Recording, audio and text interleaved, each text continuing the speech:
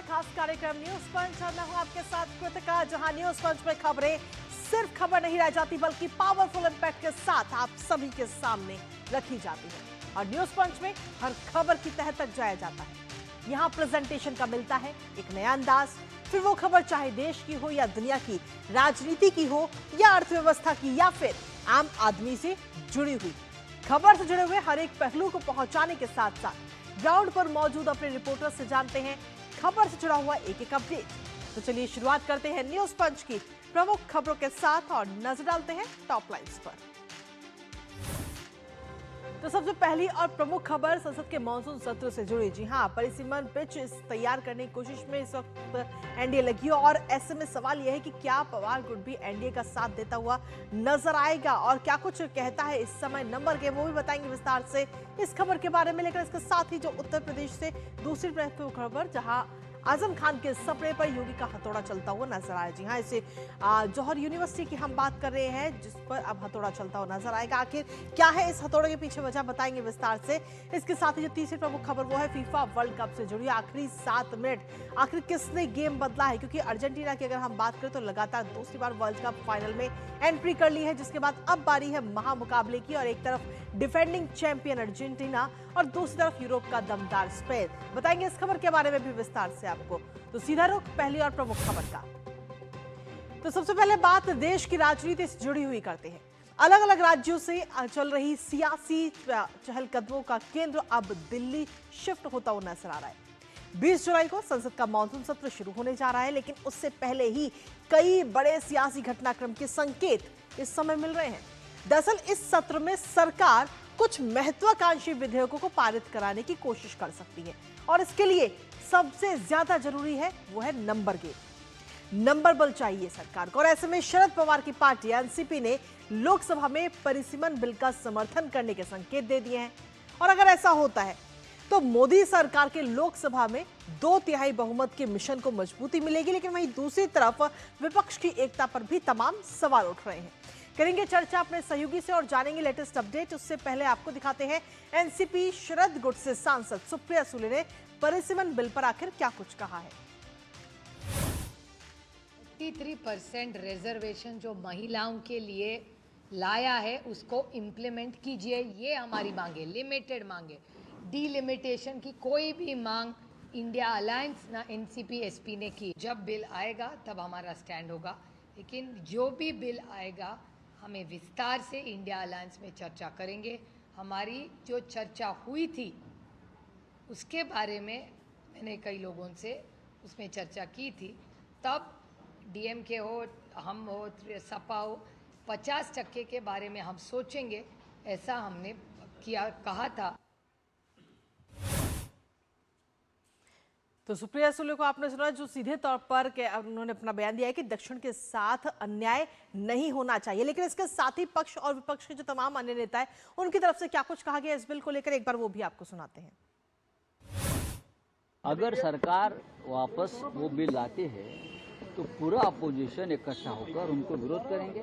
हमने जो उनको सूचनाएं की है, इस प्रकार से बिल में आप थोड़ा दुरुस्ती करो, अमेंडमेंट करो, लेकर आइए। अगर उस हमारी बात मानी जाती है तो हम उसके ऊपर चर्चा करेंगे। डीएमके अगर इनके साथ जाएगी तो सुसाइड उनका हो जाएगा। डिलिमिटेशन में अगर इनका साथ दिया तो बहुत संभव है कि साउथ के इंग्लिश डिलिमिटेशन ही करेंगे, क्योंकि जहां पॉपुलेशन ज़्यादा है वहां बीजेपी ज़्यादा है।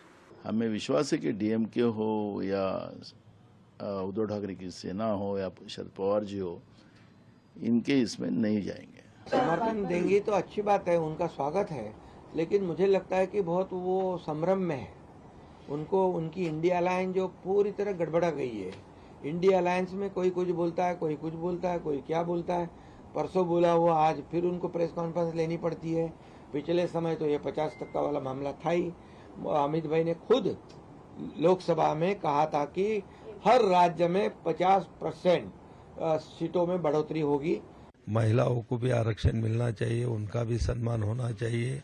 और अभी जो कॉन्स्टिट्यूंसी बहुत बड़ी हो गई, कई सालों के बाद में ये डिलिमिटेशन यहाँ पर हो रहा है। 22 लाख 25 लाख तक के वोटर एक कॉन्स्टिट्यूंसी में आते हैं। और रूरल में हम जाएंगे तो उसका भौगोलिक एरिया भी इतना बड़ा होता है कि सांसदों को वहां तक पहुंचना भी मुश्किल हो जाता है। This is a transparent process and there is an independent delimitation commission with a retired Supreme Court judge, a CEC and the state ECs. So I don't understand why the opposition would choose to oppose. So whilst people spread all kinds of conspiracy theories saying that the southern states control population growth so their percentage could go drop, it's false because it's going to be proportionately increased in every single state. तो परिसीमन को लेकर ये तमाम संकेत, लेकिन इसके साथ ही आखिर परिसीमन क्यों जरूरी है वो भी जानना आपको बता देते हैं। दरअसल लोकसभा की अगर हम बात करें तो लोकसभा की सीटों में इसके जरिए सीधे तौर पर इजाफा होगा और इससे जो जनसंख्या बढ़ रही है उसका नेतृत्व उसको मिलेगा। जनसंख्या के अनुपात में परिसीमन होगा और साथ ही महिला आरक्षण बिल लागू करने में भी इसके जरिए मददगार कहीं ना कहीं ये साबित होगा। हमारे साथ हमारे सहयोगी शैलेंद्र मिश्र इस वक्त जुड़ गए हैं, सीधा उनका रुख करेंगे ताजा अपडेट के लिए। शैलेंद्र, क्या कुछ लेटेस्ट अपडेट है आपके पास में, क्योंकि एक तरह से हम देखें तो घटनाक्रम लगातार इस समय बदलता हुआ इस समय नजर आ रहा है और 20 तारीख से संसद का सत्र भी शुरू हो रहा है, जहां एक तरफ एनडीए मजबूत हो रहा है वहीं दूसरी तरफ इंडी गठबंधन सवालों के घेरे में है अपनी एकजुटता, अपनी एकता को लेकर। ये देखिए कृतिका, दो बातें हैं। पहली बात तो है कि एनडीए की सीट संख्या बढ़ रही है लोकसभा में भी और राज्यसभा में भी। आप देखें कि जब टीएमसी में टूट हुई और एक नए दल में 20 सांसद शामिल हुए, तब वो उन्होंने एनडीए के समर्थन का ऐलान किया, तो वो संख्या बल इजाफा हुआ। उद्धव ठाकरे से सांसद अलग होकर सांसद उन्होंने पत्र दिया है लोकसभा अध्यक्ष को, उस पर अंतिम फैसला आना है। और अब जो एनसीपी शरद पवार की है, उसमें हम जानते हैं कि जो एक धड़ा अजीत पवार का जो धड़ा था वो तो पहले से ही एनडीए के साथ है। अब जो एनसीपी शरद पवार की है उसमें भी संकेत मिल रहे हैं। जिस तरह से सुप्रिया सुले ने कल प्रेस कॉन्फ्रेंस में कहा कि 50% अगर बढ़ाते हैं तो इस पर विचार हो सकता है, तो ये स्पष्ट संकेत है। और ये तो पहले ही बीजेपी और एनडीए की तरफ से गृह मंत्री अमित शाह ने सदन के अंदर कहा था कि अगर विपक्ष तैयार हो तो प्रस्ताव लेकर तुरंत सामने आया जाएगा और इस बिल को पारित कर दे। तो अब जब संसद सत्र होना है, सर्वदलीय बैठक होनी है, उसमें बताया जाएगा कि कौन कौन से बिल लाए जाने हैं। उससे पहले जो संविधान संशोधन बिल है 131, उसकी बड़ी चर्चा हो रही है कि क्या फिर से परिसीमन और महिला आरक्षण से जुड़ा बिल सरकार उस बारे में सोच रही है, क्योंकि चर्चा उसी ओर जाती हुई दिखाई दे रही है। जिस तरह से प्रतिक्रिया आ रही है तमाम सत्ता पक्ष वाले दलों की और इंडी गठबंधन के सहयोग की, तो उसमें बदले हुए रुख भी कई दलों के नजर आते हैं। तो एनडीए की ताकत तो बढ़ी ही है, डीएमके जैसे दल भी क्या फैसला करेंगे, अब इस पर भी एक तरह से देखे बातें हो रही है। क्योंकि एनडीए गठबंधन, जो इंडी गठबंधन है, उससे अब वो अलग उन्होंने बैठने की लोकसभा में मांग की है। जब से चुनाव हुए हैं तमिलनाडु में, उसके बाद इंडी गठबंधन में कांग्रेस के साथ उनके समीकरण वो बिगड़ गए हैं। तो ऐसे में एनडीए को फायदा होता हुआ दिखाई दे रहा है। अब अंततः क्या कुछ रणनीति होगी इसको लेकर हमें थोड़ा इंतजार करना होगा, लेकिन ये जरूर है कि इस बिल को लेकर चर्चा है कि इसी सत्र में सरकार क्या ये बिल लाएगी। ये बहुत कुछ इस बात पर लोग कह रहे हैं, मीडिया में कयास हो रही है कि 2/3 बहुमत की तरफ एनडीए आगे बढ़ रहा है, तो क्या कि इस तरफ भी फिर से बढ़ा जा सकता है। तो एक बातचीत की प्रक्रिया जारी। चलिए, बहुत बहुत शुक्रिया शैलेंद्र, तमाम जानकारी और अपडेट्स हमारे साथ साझा करने के लिए, इस महत्वपूर्ण खबर से जुड़े हुए। और इसी के साथ चलिए अब रुक कर लेते हैं हमारी दूसरी महत्वपूर्ण खबर का, जहां आपको बता दें कि दूसरी महत्वपूर्ण खबर है उत्तर प्रदेश के रामपुर से, जहां पर जौहर यूनिवर्सिटी पर कहीं ना कहीं इस समय बुलडोजर का जो खतरा है वो इस समय नजर आ रहा है। दरअसल जेल में बंद समाजवादी पार्टी के नेता आजम खान को एक और बड़ा झटका लगा है। योगी सरकार रामपुर के जौहर विश्वविद्यालय पर बुलडोजर चलाने जा रही है। दरअसल रामपुर विकास प्राधिकरण ने यूनिवर्सिटी परिसर में बने 40 बिल्डिंग में से 38 भवनों को बिना स्वीकृत मानचित्र के निर्मित और अवैध निर्माण मानते हुए उनके ध्वस्तीकरण का यह आदेश दे दिया है। हालांकि प्राधिकरण ने संस्थान को 15 दिन का समय भी दिया है कि या तो वो इन भवनों को खुद ही हटा ले, और अगर 15 दिन में ऐसा नहीं होता है तो रामपुर विकास प्राधिकरण नियम अनुसार इस पर कार्रवाई करेगा। आपको यह भी बता दें कि ये यूनिवर्सिटी आजम खान का ड्रीम प्रोजेक्ट है, और लेकिन अब इस पर बुलडोजर चलेगा। अब क्या कुछ जांच में सामने आए इस पूरे मामले को लेकर और क्या कुछ दलीलें दी गई यूनिवर्सिटी की तरफ से, जानेंगे अपने सहयोगी से। उससे पहले आपको दिखाते हैं आजम के सपने पर हथौड़ा। तो आजम के सपने पर यह हथौड़ा चलता हुआ नजर आ रहा है, क्योंकि इस समय अगर हम देखें तो 15 दिन का समय दिया गया है। जौहर यूनिवर्सिटी पर बुलडोजर ये एक्शन इस समय अब लिया जाएगा। हालांकि 15 दिन का समय दिया गया। दरअसल कुल 40 बिल्डिंग है इसके अंदर। अब 40 में से सिर्फ 2 का ही नक्शा पास है। बाकी जो 38 भवन है, जो 38 बिल्डिंग है, उनको गिराने का ये नोटिस जारी किया गया है। साल 2006 में इस यूनिवर्सिटी की स्थापना हुई थी और ये जानकारी मिली है कि बिना मंजूरी के ही इन भवनों को तैयार किया गया है। 38 भवन जो है वो बिना मंजूरी के हैं, बिना नक्शा पास कराए हुए हैं। और 40 में से सिर्फ 2 भवन ऐसे हैं जिनका नक्शा पास कराया गया। अब यूनिवर्सिटी प्रबंधन को इसको लेकर के नोटिस जारी किया गया। सुनवाई हुई जिसमें यूनिवर्सिटी ने अपनी बात रखी, लेकिन कहीं ना कहीं जो उत्तर यूनिवर्सिटी से दिया गया वो कहीं ना कहीं सही नहीं, जिसके बाद में अब आजम का जो ड्रीम प्रोजेक्ट है जौहर यूनिवर्सिटी, वो इस समय खतरे में है और उस पर बुलडोजर चलता हुआ नजर आ सकता है। आखिर ये शिकंजा क्यों कसा जा रहा है वो भी आपको बता दें। दरअसल ये पूरा मामला है मानचित्र को लेकर। मानचित्र को लेकर ये पूरा पेज फंसा हुआ है। 40 भवनों में से मात्र 2 भवन के ही नक्शे पास है और बाकी जो 38 भवन है, जो 38 बिल्डिंग है, वो बिना इजाजत के ही निर्माण की गई, बिना नक्शा पास कराए निर्माण की गई। साल 2024 की अगर हम बात करें तो 2024 में रामपुर डेवलपमेंट अथॉरिटी के दायरे में ये पूरा क्षेत्र आया था। उससे पहले पंचायत के दायरे में ये पूरा क्षेत्र था। और जब जांच हुई रामपुर डेवलपमेंट अथॉरिटी की तरफ से, तो जांच में 1 नहीं 2 नहीं बल्कि कई सारी बड़ी अनियमितताएं पाई गई, जिसके बाद प्रशासन ने यूनिवर्सिटी को नोटिस जारी किया। नोटिस देकर के जवाब मांगा गया, लेकिन जब जवाब यूनिवर्सिटी ने दिया तो वो संतोषजनक नहीं था। संतोषजनक उत्तर जब नहीं मिला तो उसके बाद में अब ये कार्रवाई की गई। धारा 27(1) के तहत ये एक्शन लिया जाएगा और अवैध निर्माण हटाने का आदेश भी इस समय जारी कर दिया गया है। हालांकि आपको ये भी बता दें कि 15 दिन का समय भी दिया गया है कि 15 दिन में या तो इन भवनों को खुद ही तोड़ दें, वरना बुलडोजर कार्रवाई की जाएगी। आखिर इस पूरे मामले को लेकर रामपुर के जो जिलाधिकारी हैं, जो डीएम है, उनकी तरफ से क्या कुछ कहा गया है वो भी आपको बताते हैं। जौहर यूनिवर्सिटी में 40 भवनों का निर्माण किया गया था, जिसमें से मात्र 2 ही भवन ऐसे हैं जिनका मानचित्र स्वीकृत है। शेष 38 जो भवन है बिना मानचित्र स्वीकृत कराए बनाए गए थे। इस प्रकार से इसको अवैध निर्माण पाया गया। कुल मिला के 40 भवन वहाँ पे पाए गए हैं, जिसमें से 2 का मानचित्र स्वीकृत कराया गया है। 38 भवन अवैध पाए गए हैं। और इसी पर ताजा अपडेट ले लेते हैं। हमारे साथ में हमारे सहयोगी विकास इस वक्त जुड़ गए हैं। विकास, रामपुर डेवलपमेंट अथॉरिटी की तरफ से ये नोटिस जारी किया गया था। आखिर विश्वविद्यालय की तरफ से क्या कुछ दलीलें रखी गई जो संतोषजनक नहीं पाई गई? विकास, देखिए, विश्वविद्यालय की तरफ से सबसे बड़ी बात ये कही गई थी, क्योंकि उस समय वहाँ पर प्राधिकरण नहीं गठन किया गया था, इसलिए उन्होंने नक्शे नहीं बनवाए हैं। लेकिन सबसे बड़ी बात थी, जब मामले की सुनवाई हुई, जो जिलाधिकारी ने बताया है कि 40 में से 2 भवनों के नक्शे तो उन्होंने बनवाए थे, लेकिन 38 के नहीं बनवाए थे। और यही कुछ चल रहा था उस समय, जब आजम खां की तूती बोलती थी और जो चाहते थे वो होता था, जैसा चाहते थे रामपुर में वैसा होता था। और इनका रसूख तो पूरे प्रदेश में था। कहा ही जाता था कि उत्तर प्रदेश में समाजवादी पार्टी के समय कितने कितने मुख्यमंत्री हैं। तो यही चीज़ थी। और इसके बाद भाजपा की सरकार बनने के बाद हमने देखा रामपुर में लगातार बड़ी कार्रवाई की गई, तमाम सारे अवैध कब्जे हटाए गए। इसी यूनिवर्सिटी के द्वारा जो कई कब्जे थे उनको खाली कराया गया और अब ये बड़ा एक्शन होने जा रहा है। 15 दिन का नोटिस दिया गया है कि आप अपने द्वारा ये गलत तरीके से बनाए गए अवैध भवनों को हटा दीजिए, तुड़वा दीजिए, नहीं तो फिर सरकार का बुलडोजर, सरकार ये काम करेगी और वहाँ पर प्रशासन बुलडोजर की कार्रवाई करेगा 15 दिन के बाद, अगर इन्होंने स्वयं इस भवन को नहीं हटवाए, पूरे 38 भवनों को। क्योंकि 2 भवन है, जो मेडिकल फैकल्टी है, एकेडमिक फैकल्टी है, उसके नक्शे उस समय जिला पंचायत से पास स्वीकृत कराए गए थे। उसके बाद जो मास्टर प्लान होता है, तमाम सारी जो नियम कायदे होते हैं, उनको ताक में रखकर इन सारी चीज़ों का काम किया गया है। और उसी के मद्देनजर अब यहाँ पर यह कार्रवाई की गई है। ये निर्णय लिया गया है कि अब इस पर कार्रवाई होगी और 15 दिन के अंदर इनको प्रशासन को, विश्वविद्यालय प्रशासन स्वयं हटाएगा, नहीं तो बुलडोजर का एक्शन होगा वहाँ पर।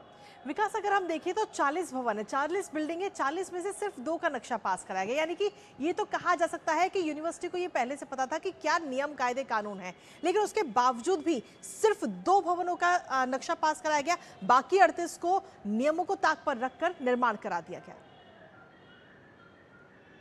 जी बिल्कुल, यही बात से स्पष्ट होता है कि 2 भवन के जब नक्शे पास कराए थे तो बाकी के नहीं कराए थे। जी। ये उस समय उनकी ताकत थी, वो जो चाहते थे वो वहाँ पर करते थे, जैसा चाहते थे वैसा होता था वहाँ पर। तो उसी का ये नतीजा है कि इन लोगों ने बिल्कुल नहीं समझा कि भवन के नक्शे स्वीकृत कराए जाए पूरे भवन के। उनको लगता था कि सब कुछ ऐसे ही चलता रहेगा, लेकिन बदलाव बदला और अब नियम कायदों से सरकार चलती है, नियम कायदों से प्रशासन चलता है और नियम कायदे जमीन पर दिखाई पड़ रहे हैं। क्योंकि आप अगर गलत करेंगे तो आपके ऊपर कार्रवाई की जाएगी, यह स्पष्ट है। जी चलिए, बहुत बहुत शुक्रिया विकास, तमाम जानकारी और अपडेट्स साझा करने के लिए हमारे साथ। और न्यूज मंच में खबरों का सिलसिला लगातार जारी, लेकिन इसी बीच वक्त एक छोटे से ब्रेक का है। आप बने रहिए हमारे साथ। ब्रेक के उस पर आपको बताएंगे फीफा वर्ल्ड कप से जुड़ी महत्वपूर्ण खबर। अरे वाह,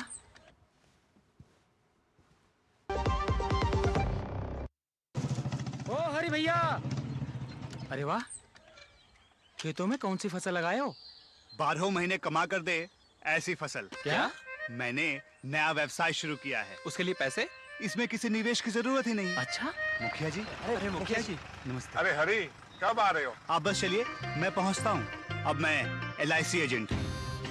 LIC एजेंट बनो, अब बड़ा सोचो। हमारी वेबसाइट पर जाएं या अपनी नजदीकी LIC शाखा से संपर्क करें। जब धरती चीर कर निकलता है लोहे का पत्थर और मिलता है मोंगिया के जोश से, फिर तपता है, पिघलता है और बनता है फौलाद। अब होता है सरिया सारी खूबियों के साथ। मोंगिया स्टील, मजबूत देश का मजबूत सरिया।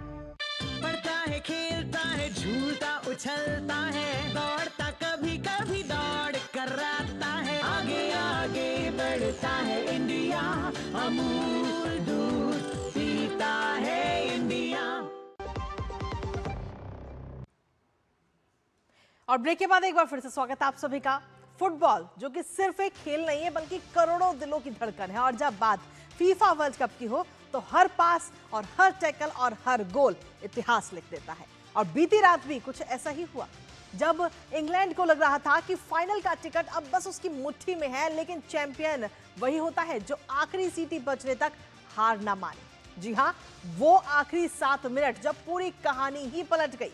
लियोनेल मेसी ने अपने जादुई पास से ऐसा कमाल किया कि इंग्लैंड का सपना चकनाचूर हो गया और अर्जेंटीना ने लगातार दूसरी बार वर्ल्ड कप फाइनल में एंट्री कर ली। जिसके बाद अब बारी है महा मुकाबले की। एक तरफ डिफेंडिंग चैंपियन अर्जेंटीना और दूसरी तरफ यूरोप का दमदार स्पेन। क्या मेसी अपने सुनहरे करियर में एक और विश्व कप जोड़ पाएंगे या स्पेन रचेगा एक नया इतिहास? करेंगे चर्चा अपने सहयोगी से। उससे पहले आपको दिखाते हैं जब ट्रॉफी के लिए फाइनल फाइट। तो ट्रॉफी के लिए फाइनल फाइट, जहां अर्जेंटीना को अब टिकट तो मिल चुका है फिनाले का, लेकिन क्या वो फाइनल भी जीत पाएगी? फाइनल जीत करके वो चैंपियन बन पाएगी? क्योंकि अगर आखिरी मैच की अगर हम बात करें, जो सेमीफाइनल हुआ उसमें अर्जेंटीना की ने जो बेहतरीन प्रदर्शन किया, आखिरी 7 मिनट की अगर हम बात करें तो आखिरी 7 मिनट में बेहतरीन प्रदर्शन अर्जेंटीना की तरफ से देखने को मिला, जिसमें अर्जेंटीना ने इंग्लैंड को हरा दिया और इंग्लैंड आउट हो गया है फाइनल से। लेकिन इंग्लैंड की अगर हम बात करें, जो कि ये सोच रहा था कि फाइनल तो उसकी मुट्ठी में है, लेकिन अब ऐसा नहीं हुआ, क्योंकि खेल जहां पर शह और मात का खेल देखने को मिला अगले जो आखिरी 7 मिनट थे उसमें, खासतौर पर अगर हम देखें तो। इसके साथ ही अगर हम देखें तो अब नजर हर किसी की फाइनल पर है और फिलहाल ये फाइनल में अर्जेंटीना पहुंच चुका है। और जब बीते कल का ये मैच हुआ, मैच में अर्जेंटीना ने ये जीत हासिल की, उसके बाद में फैंस जश्न में डूबे हुए नजर आए। और ये फैंस की तस्वीरें भी इस समय हम आपको दिखा रहे हैं। ये 3 तस्वीरें कि किस तरीके से फैंस खुश हुए अर्जेंटीना की टीम के द्वारा जो प्रदर्शन देखने को मिला। और जिसके बाद अर्जेंटीना इस समय फाइनल में एंट्री कर चुका है। जीत के जश्न में फैंस डूबे हुए हैं। ये तस्वीरें इस समय हम आपको दिखा रहे हैं और हर किसी को इंतजार है अब महा मुकाबले का, फाइनल का, जब ये फाइनल खेला जाएगा। और ऐसे में देखना होगा कि अर्जेंटीना चैंपियन बनता है या फिर स्पेन एक नया इतिहास लिखता है, जिस पर हर किसी की नजर इस समय बनी हुई है। तो अर्जेंटीना अब इस समय इन हो चुका है और इंग्लैंड आउट हो चुका है, क्योंकि अर्जेंटीना ने अपना फाइनल का टिकट कटा लिया है। जिसके बाद फैंस जो है उनमें खुशी का माहौल भी नजर आया और काफी ये तस्वीरें भी इस समय हम आपको दिखा रहे हैं।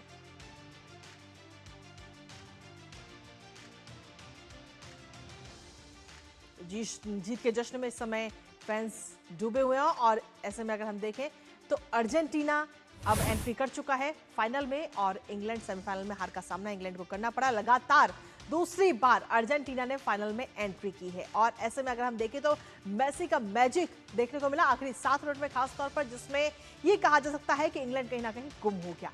मेसी के असिस्ट गोल से ये जीत अर्जेंटीना को मिली है और इंग्लैंड को 2-1 से रोमांचक शिकस्त देखने को मिली। बीते कल का जो मैच रहा वो काफी इंटरेस्टिंग रहा और काफी रोमांचक रहा।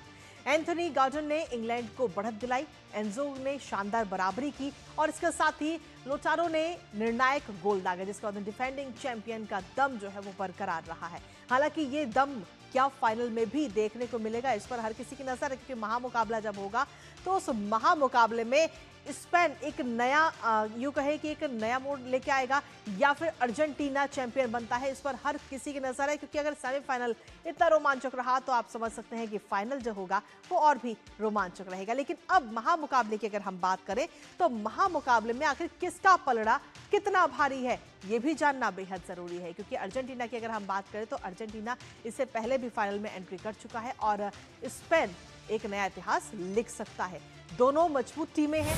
हालांकि रोमांचक सफर कहीं ना कहीं देखने को मिला इस बार फीफा वर्ल्ड कप का। अर्जेंटीना की अगर हम बात करें तो फीफा विश्व कप खिताब 3 बार, जहां 1978 और साथ ही 1986 में, और फाइनल गेम की अगर हम बात करें तो 6 बार फाइनल गेम खेला है अर्जेंटीना की टीम ने। वहीं स्पेन की अगर हम बात करें तो सिर्फ एक बार फाइनल का गेम खेला और फीफा विश्व कप खिताब एक बार साल 2010 में जीता था। तो इस बार अर्जेंटीना जीत हासिल करेगी या फिर स्पेन, हर किसी की नजर इस पर महामुकाबले पर बनी हुई है। हमारे साथ हमारे सहयोगी गौरव इस वक्त जुड़ गए हैं, सीधा उनका रुख करेंगे और ताजा अपडेट उनसे जानते हैं। क्योंकि बीते कल की अगर हम बात तो अब से कुछ ही देर में हमारे सहयोगी गौरव हमारे साथ जुड़ेंगे। लेकिन इस समय अगर हम देखें तो हर किसी की नजर महामुकाबले पर है। किसका पलड़ा कितना भारी है ये भी हम आपको बता रहे हैं। अर्जेंटीना जिसने फाइनल में 6 बार गेम खेला है और 6 बार में से 3 बार ये खिताब जीता भी है। 1978, 1986 और 2022 में ये खिताब अर्जेंटीना ने जीता है।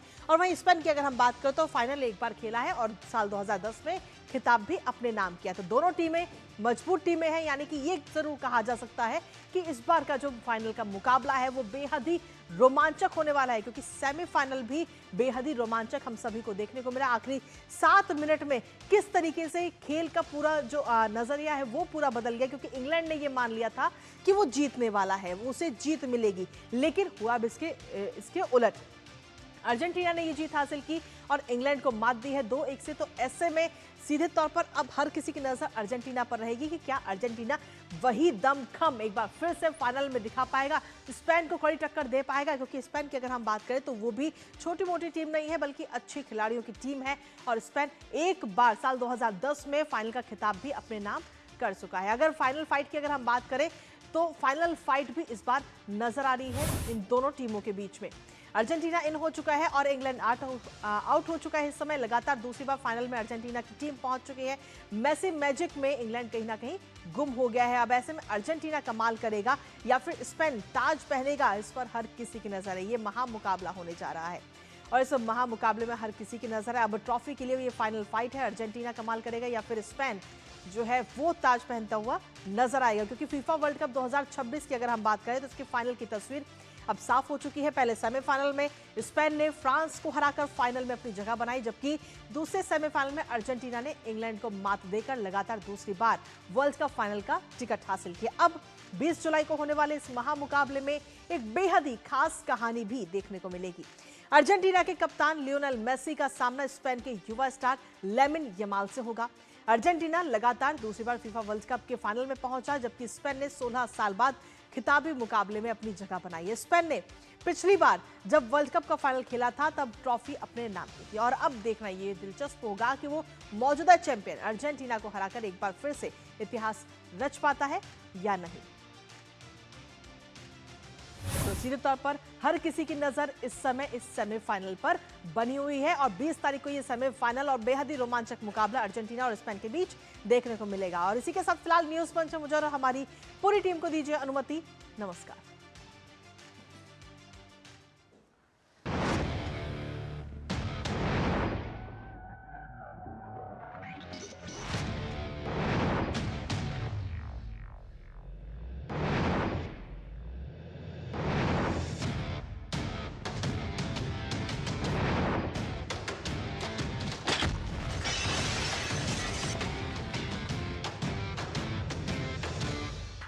न्यूज पंच